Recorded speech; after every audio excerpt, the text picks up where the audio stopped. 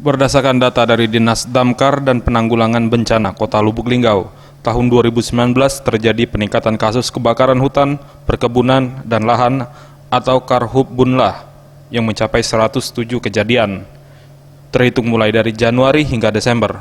Sementara di tahun 2020 hingga Mei dilaporkan ada 2 kejadian Karhutbunlah. Dari 8 kecamatan yang ada di Kota Lubuk Linggau, 4 kecamatan dinyatakan rawan terjadi kebakaran hutan, perkebunan, dan lahan atau Karhutbunlah, yakni Kecamatan Lubuk Linggau Utara 1 dan Utara 2, kemudian Kecamatan Lubuk Linggau Timur 2 dan Lubuk Linggau Selatan 1. Dikatakan rawan lantaran di kawasan tersebut masih banyak ditumbuhi semak belukar di lahan tidur, terlebih di sepanjang kawasan jalur lingkar selatan.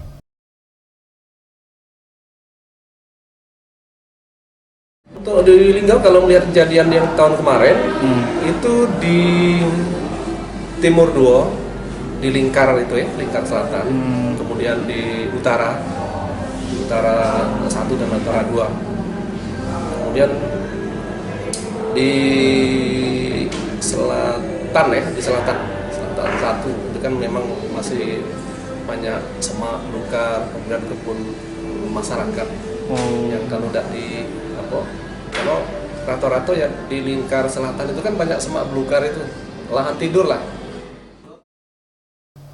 Sementara itu, memasuki musim kemarau, Dinas Damkar telah menyiapkan 4 pos yang bersiaga 24 jam dan menyiagakan 200 personil damkar termasuk juga armada damkar sebanyak 7 unit.